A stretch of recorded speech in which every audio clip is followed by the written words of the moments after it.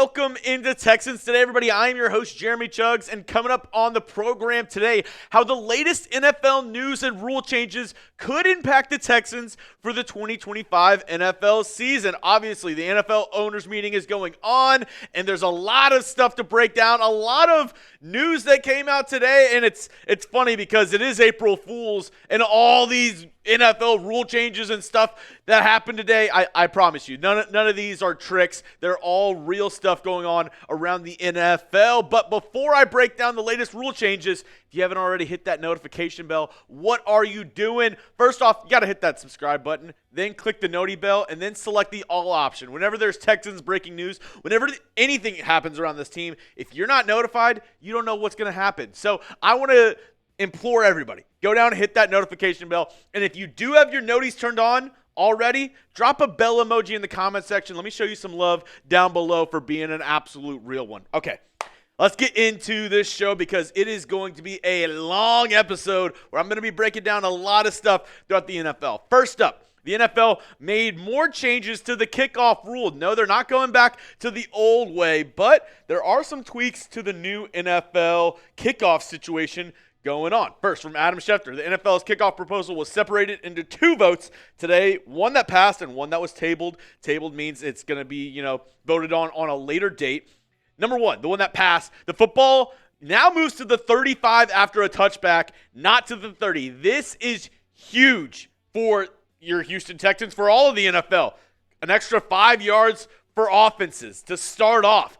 That is massive, if you're asking me. I mean, special teams, they're making it more and more important, which helps out the Texans because we have one of the best special teams coordinators in the NFL in Frank Ross. The second vote, which is tabled for a later meeting, is on the onside modifications and the rules that go along with that. So right now, no changes to the onside kick rules, but they could possibly change those on a later vote. Also, added in by ESPN's Kevin Seifert, with this touchback spot change, the NFL has been projecting an increase in the return rate from 33% in 2024 to between 60 and 70% in 2025. There are some downstream aspects that could come into play in terms of field position, scoring, game management when you add that many plays. And I completely agree. When you add in an extra 5 yards, it changes how you view kickoffs, how you view different scenarios, different situations, like a 2-minute drill, an end-of-game situation, as you're trying to manage the clock towards the end of the game. This is going to affect a lot of teams low-key throughout the NFL season. I know it's just 5 yards, but in a game of inches, 5 yards is a ton. And then also another little tweak to the NFL kickoffs. NFL owners approved tweaks to the new kickoff, allowing for a 6-3-2 formation for return teams and changing the touchback line to the 35, which we talked about. Basically, before, you could only have it was 7-2-2. So you could only have two people off of that very front line. Now they're changing it to 6-3-2. So you could still have two guys back there returning and then three guys kind of behind that initial line of guys and then six guys on the very front line for the new kickoff rule. I think all these new kickoff rules, though, put an emphasis on kick returning and incentivizing not kicking touchback. This means you need more special teams guys, which the Texans have added a ton this offseason. Nick Neiman, the linebacker, Tremon Smith, the cornerback. Both those guys are, in terms of special teams adds for this team. And in terms of not kicking touchbacks, I have great news for Texans fans. The Texans, in terms of all the AFC teams from last year, they were actually number one in not kicking touchbacks. Kaimi Fairbairn was really good on kickoffs of not kicking it into the back of the end zone. The Indianapolis Colts were the worst at that. Look at their kick chart at the very bottom right of this picture. They're going to have a problem because they can't just continue to kick it into the back of the end zone and allow teams to start at the 35. Same way with our other division rival, the Jacksonville Jaguars. So both those teams are going to have to change things up, but the Texans and how they've played it, it's actually looking A-okay so far. And something else with the new special teams rules, I know I've talked about the Texans already adding key guys, but a free agent that's out there that's been on the Texans team before, Neville Hewitt, could be somebody that we consider bringing back even more now that special teams is being such an emphasis, especially on kickoff return. Neville Hewitt was the guy that Frank Ross, the Texans special teams coordinator, absolutely loved. Still a free agent. I believe Hewitt's going to go out there and try to find somewhere that he could possibly start at linebacker. But if that's not the case, I would be more than happy with the Texans re-signing Mr. Hewitt. Another guy that the Texans did sign this offseason, Braxton Berrios. And it's funny enough, whenever DeMeco Ryans was talking about the free agent additions, he talked about Christian Kirk, he talked about C.J. Gardner-Johnson in that trade. He did also mention Braxton Berrios as a kick return specialist and somebody that's going to help this team on kick returns because maybe Mechie, but Tank Dell was somebody that this team really trusted back there on kick returns. Obviously, probably not going to play during the 2025 season, so that means Braxton Berrios could have a major role moving forward. And then just another small news and note from, kicking and special teams rule changes. This coming in from my guy Jacob at Texans Jacob on Twitter. The Texans were part of the joint proposal to allow K-balls, kicking footballs, to be prepared prior to game day. So before there's a whole, how should I say? There's a whole way that teams were supposed to get their kicking footballs prepared on game days, and now they're kind of loosening those rules a little bit so that you can get those kicking balls prepared before the actual game days. Good news for kickers and punters around the NFL. I want to know, though, including the kickoff rule that happened last year, do you like the new kickoff rules, or should the NFL go back to the old way, how they did it before with all the guys running downfield and the wedge blocks and whatever? Let me know. Do you like the new kickoff rules in the NFL? Give me a yes. Give me a no down in the comment section. This is actually going to be the pinned comment on today's video. So if you get an ad break here on YouTube, perfect timing. Scroll on down and make your voice be heard. Do you like the new NFL kickoff rules? More news around the latest NFL rule changes. New video assist review rules are in play. And whenever I first read this, I was like, oh, this is great news for the Texans. But I dug a little deeper and not so much. And I'll tell you why here in just a moment. First up, the rule only applies to these 5 situations: face masks, defenseless players like wide receivers, horse collar tackles, tripping, and roughing the kicker / roughing the punter. So, and it also only applies when a flag is thrown. So if a flag is thrown on a face mask, then if it's not a face mask, they can review it really quick and say, oh, actually, he didn't grab his face mask. We're going to, overturn the penalty, no penalty at all. Which, okay, I like all this, but I think they're missing the biggest part of the problem, which is NFL quarterbacks, and namely Patrick Mahomes. This needs to be part of the rule change. The rule change should include roughing the passer and unnecessary roughness. That's the biggest gripe that NFL fans have right now with all the stuff that's going on with the NFL officiating. That's probably the number one issue, and they just gloss right over it. And you're like, oh yeah, face masks and, horse collar, which, yes, those are important penalties, and I'm glad they're taking steps to ensure that the right calls are made on the field. But why can't we do the same with this? This was a unnecessary roughness for helmet-to-helmet contact when you can obviously see the 2 Texans players hit each other in the helmet. They don't even hit Patrick Mahomes. And then there's this play from earlier in the regular season where they called this, which should have been a fumble, a roughing the passer on Patrick Mahomes. I think these should also be reviewable and be able to be overturned. I think it's ridiculous that they didn't add these into the new NFL rule changes. Just goes to show you, Roger Goodell, the NFL, love them some Patrick Mahomes. So anything to help out the Chiefs, they're definitely going to do. But with the new NFL rule changes, seems like they're kind of beating around the bush and solving every other problem but the one that NFL fans truly do care about. Next up, let's talk about the change to the overtime rules. There has been a little bit of change to that as well with, before it was if you scored a touchdown first, game over. Now that's not the case. A couple rule changes that have passed the NFL will allow both teams to possess the ball in overtime, but amended it to 10 minutes. So before, I believe it was 15 minutes for overtime.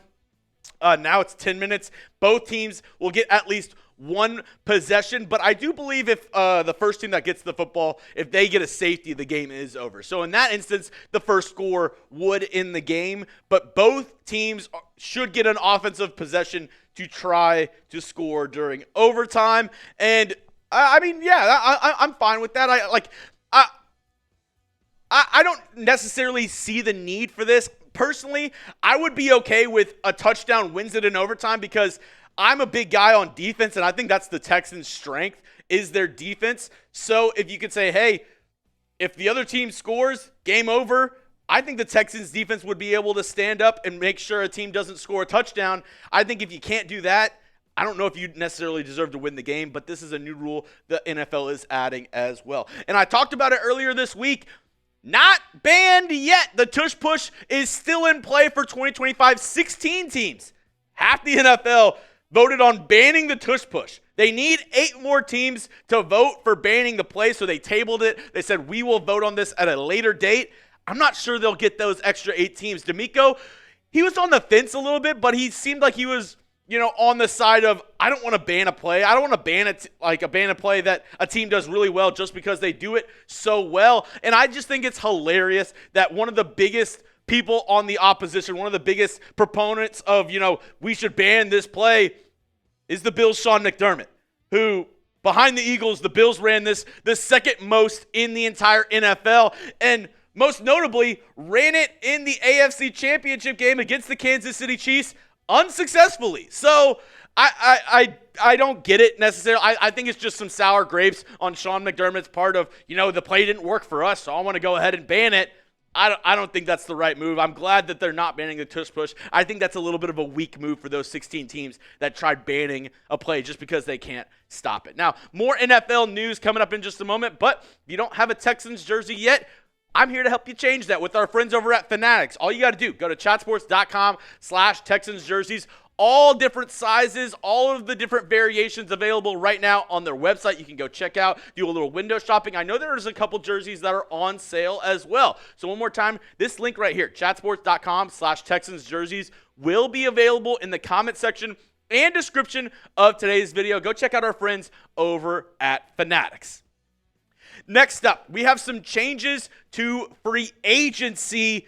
A little change in the tampering period for the NFL. This one actually was proposed by Mike Tomlin and the Pittsburgh Steelers, and the proposal is to allow for Zoom calls during the legal tampering period. So that's the 2 days before the new league year. So when a lot of those deals come in, but they're not officially official, it allows you to set up Zoom calls during the legal tampering period, and for visits to be lined up ahead of the start of the new league year.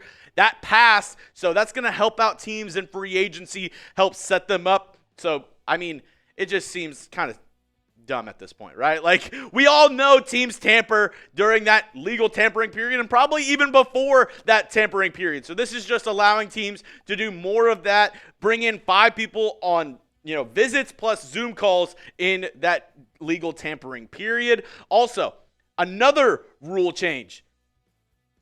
The NFL, they're going to the Hawkeye technology for measuring first downs. It's going to be electronically. We are living in iRobot. Robots are taking over the universe, and it's now starting with the first down marker and measuring that. The chain crew, they will remain on the sideline as backup, but as I already said, it's a new era. Interesting stuff. This is also probably Bills fans should be really happy of because, the main, play that's talked about whenever using this kind of technology is that failed tush push by the Buffalo Bills that a lot of people believe was a first down. And if we did have that tracking technology, it would have been ruled a first down. But we'll have to see how that plays out in the NFL this year. Lastly, I want to talk about there hasn't been a rule change just yet, but a lot of murmurings around the 18-game season and 18-game expansion. And it's funny enough, DeMeco Ryans had a couple things to say about this and the preseason. First up, for the 18-game schedule, DeMeco's not a fan. He said it's definitely going to be hard on the players, and I agree, right? It's going to be tough for NFL players adding an extra game onto the season for them. You already see how many injuries happen, especially with Thursday night football, traveling across the world on these international games. It's already tough on these athletes' bodies. You're going to add one more game on top of that. I think you would have to add, another bye week, right? You'd have to have 2 bye weeks in the season. And with the 18-game schedule, a lot of people are saying, well, why don't we just cut down on the preseason? Or, hey, why don't we just not have a preseason at all? DeMeco, not very fond of that idea either. This is what he had to say on that. Training camp is great for a lot of young guys to develop. We need as much training camp and getting those guys in actual games. I think it helps our young guys a lot. The veterans, those guys have done it. So not so much for the veteran players. We get that done in our joint practices. But for our younger players, they really need the preseason to help improve their game. And I agree with DeMeco, right? Like, maybe you can go down to 2 preseason games, but I think eliminating the preseason altogether is really going to hurt the young players in the NFL and the development of the game and the growth of the game, because this is where NFL coaching staffs, the front offices are really able to evaluate these lower level players and say, hey, these guys in actual game action, we can see how they fit in our scheme, how they fit in our system, how they fit in what we want to do. And if you take that away, I think you'll see a lot less of these, UDFA storylines of these guys who made the team and really are going out. And look at one of the biggest examples from your Houston Texans, Arian Foster. He was a UDFA.